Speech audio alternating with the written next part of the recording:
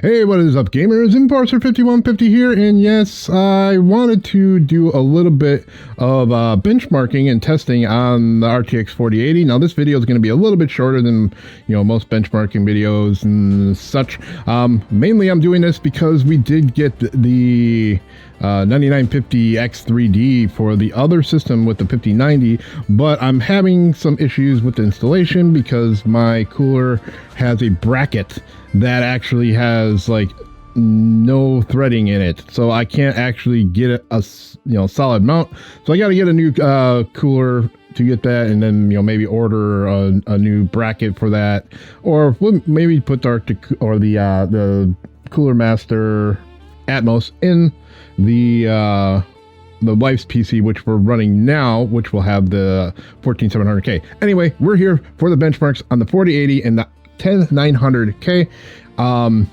As you see, the heat is a little high right now because I don't really have any like overclocking on here. Usually this is like underclocked and just like set to like an adaptive mode, which is at 3.6 gigahertz. So it's been running really slow, and this is the first time I think I'm really kind of opening it up. But we're just going to go ahead and check some of the benchmarking for DLSS in 4K, see how this thing does, because I've been kind of curious, so we wanted to install it. As you can see, we have our standard no motion blur, and then we're in DLAA, or native AA for DLSS, and then everything for scalability is maxed out. Now this is not going to get 60 FPS. I'm thinking we'll only get 30. I kind of did a quick start on it before. I don't even think it finished, but we're gonna go ahead and start this first here. It might get a little hot. I don't like it being over 70, but I'm okay with it as we're just doing some testing. And seeing that we're at 4K, the CPU is not going to matter too much on this, as long as we're not like, well, when we start using the DLSS, we might, yeah, see, we're getting 36, 38. That is definitely not playable to me, but is definitely playable for some. You could cap at 30 if you're someone that's a console gamer. Usually, if you want to be in that high fidelity mode, you're capped at 30 FPS or 45 FPS, depending on your mode. But this is not too bad. I'm actually surprised it's able to do this with everything maxed out with DLAA. Now, let's also remember, this is not completely the same as what you're going to get in game. That we found out very, very early on when we started gaming a bit, because we could get just over 60 FPS, I thought it was. Yeah, for the 5090 with the 14700K, and that was actually running fine. When we went on here, we only went to like 62 or something like that. But once we got onto the ship in the very beginning scene, it crashed down to maybe, I think it was like 50 FPS. So yeah, we definitely need to think of this as just kind of a baseline for how it might actually play in the game instead of how it actually goes. I don't know why they didn't add ship battles. I think they just figured, oh well, the water's here, so we'll do that. All right, let's see what we got here. We should be done pretty soon, and I'm not going to do frame gen in this one either. I think that is going to be a ooh, damn, that was a pretty big dip right there. But yeah, we're getting the average of 41, looks like. I did try to reset it. I don't know, this system also is not set up the same as my 5090, so resetting that benchmark is not always going to be the same. I don't think I have it set to F10 like I normally do. But either way, it looks like 40s, not bad. Yeah, the minimum 18, and remember that minimum 18 is a lot of times with Assassin's Creed benchmarks, they jump down to like the bare minimum in the beginning, and it renders what it's not supposed to be. So I always take that as a grain of salt. But we got to get a max of 54. That I am actually a little bit surprised of. So average 42 and 54. So let's go ahead. I'm going to save that report and go to the next.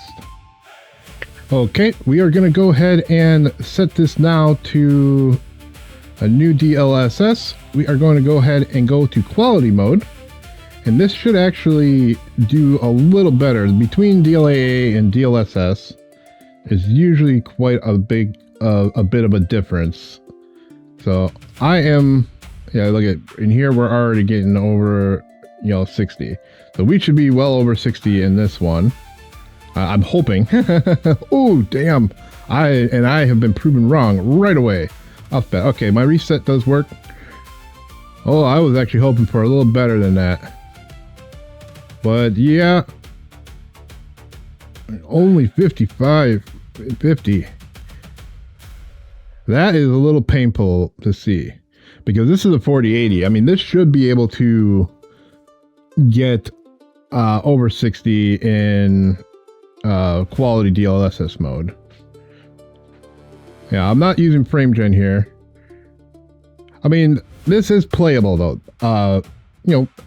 I usually say over 50. If you're just playing on your own, you're just, chilling out.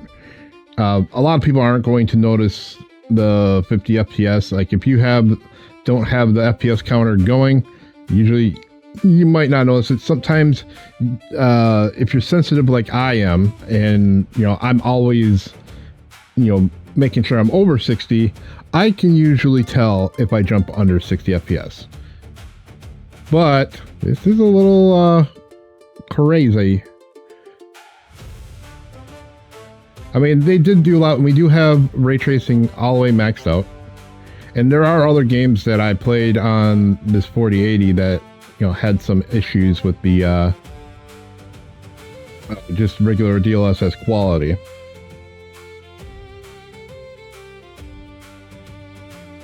But this is not too bad. And yeah, I've been a little bit upset about my 9950X 3D not working because I bought the Cooler Master Atmos 360 like I want to say 6 months ago. So I'm kind of like past it, just return it and complain about it. I probably complain to Cooler Master because I mean it's their manufacturing mess up, and see if they can send me a new piece for it, even though I usually don't use AMD. But I'll probably have a new cooler. I'm planning on the IQ. I can't remember which one exactly, but I think it's a Titan. It should be good. All right, so here we go. And as you see, our minimum is again, just a strange, 17 that we really didn't see in there. I mean, we do have one here, so that could be it. Usually it'll have one like right at the very beginning, but a 63 average, I'll consider this playable. We have a max of 89, so not bad at all. Yeah, I think, you might need to go down to balance. So we're going to go ahead and try that and see what we get. All right. Oh, we're going to go ahead and set to balanced. And we're going to see how this runs. Now, balance is still under 60 FPS. That will be very concerning to me. There we go. That is much better. Reset my benchmark here. Yeah, I've had a few that did this, where it kind of just was at a really weird point where it would be under 60 FPS in quality mode, where it didn't seem like it should. And yeah, we can see we're jumping just under 60 in spots. So in real world gaming parts, we're definitely going to end up jumping under in spots. But like I said, it would definitely be playable, and the quality of it, like how it looks, the balance is not too bad. Obviously a better CPU for this one, and when we start doing the DLSS and bringing it down, that will matter a little bit more than how it is. So this weaker CPU, oh damn, we just jumped down to 49. Oof. So the weaker CPU is definitely going to cause us some issues with DLSS. As we get a better CPU, our DLSS will work better. Like whenever you see a benchmark being done, for CPUs, you see them, tested at 1080p because you're just going to be GPU bound. But when you start using DLSS and bringing it down, that's where it could, increase or decrease everything. Anyway, Raven 420, you might have seen him on the channel. He will be using this CPU with a 2080. So, I mean, it's a good matched system, especially when you're running something at, 1080p. But, an average of 66. Like I said, a little lower than I was expecting. The quality's not too bad, but you can definitely see that, it gets a lot fuzzier in some of the, distant shots, and, details start getting lost as further away from the viewpoint you get. But yeah, the CPU is definitely working its tail off, even though I have it at the 4.8 gigahertz. All right, so there we go, and we do have a random 18, which it could be this point here. So like every time I do a Assassin's Creed benchmark, usually I'll get one like right in the beginning. This one, it seems like we're getting some weird drops here, and this must have been the 40s FPS drop we got before. But we did get a max of 105, and I don't think it's too bad. I mean, our 1% lows, at 45, and lowest of 0.1% being 35 is definitely a little bit. It has a stutter count, so that stutter, I'm wondering if that is this point here. All right, we're gonna go ahead and bring the DLSS down again and check that out. Okay, so we're gonna go ahead and bring it down to performance mode. This is our last test we are going to run on here.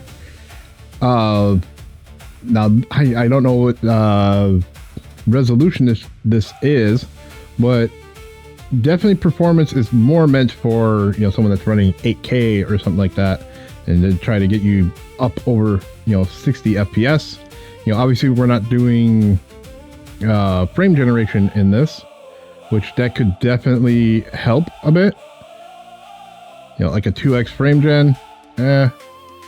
Oh yeah, see, I think we are definitely getting, capped off by the CPU in this situation.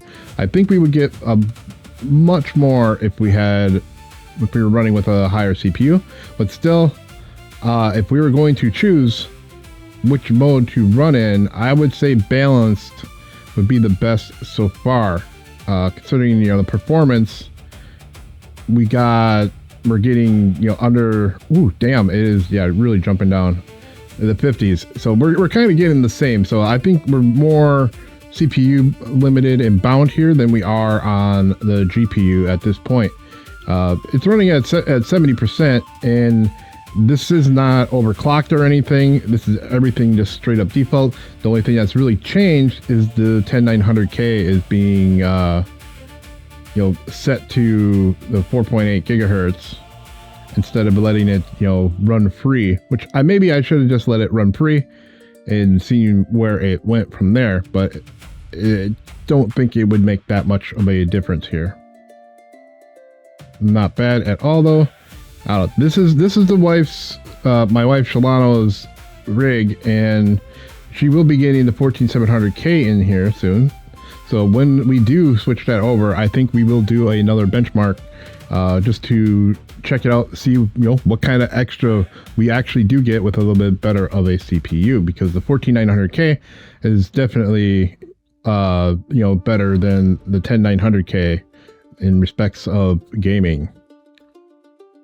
I don't even think we got as high as we got with the balance mode. I think the balance mode did better. We're getting a little bit better average, maybe. No, that looks like it's both the same. Damn. All right. Let's see what we have here. Okay, we got a 19 stutter count 1. Yeah. we pretty much got the same. So I'm saying we're more bound on our CPU. That's one thing I did like about the benchmarks for Battlefield. It did show you your, or maybe it was Battlefield or was it Call of Duty? I think it was Call of Duty that showed you where your bottleneck actually was. And yeah, I think our bottleneck is definitely going to be on the 10900K. It's still a great CPU, and it definitely does, you know, what it needs to do. And we're running everything max in 4K. So when we start jumping down, our CPU would, you know, matter even more if we did like 1080p or something like that.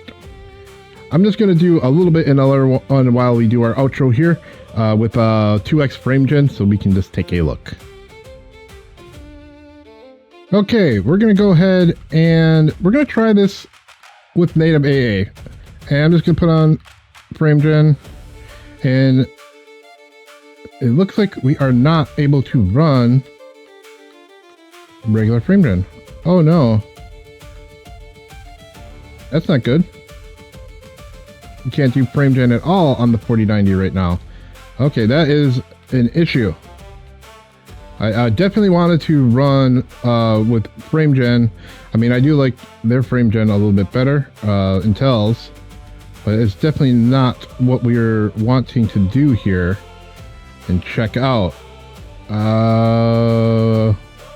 Like I said, this hasn't been used for gaming that much in a while, so I must have to enable something in my GPU drivers to enable the frame generation for that. That's why I didn't really want to do it. Oh man, it's not even, I don't even think it's working. Or maybe it is.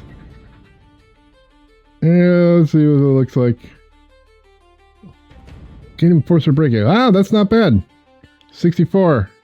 Now, it might not even look right for y'all because I do have VSync on in frame generation. Well, NVIDIA frame generation is definitely going to be a bit better, but you need to have VSync off. So generating 2 frames on this, I mean, it looks all right on my end. I don't know about your end because of the VSync and frame generation.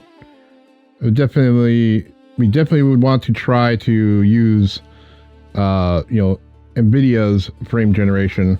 But in many times, I do think Intel is really starting to pick up on their frame generation technology versus NVIDIA's. NVIDIA, they still have a lot of the ghosting that goes on everything. But yeah, this is actually surprised me a little bit. Not bad at all. But yeah, I mean, maybe it just detects that it has an Intel CPU. It's like, yeah, we can do this. Nah, I don't think it works that way. But even though the 4080 is still a great card, is it worth what the cost is for right now?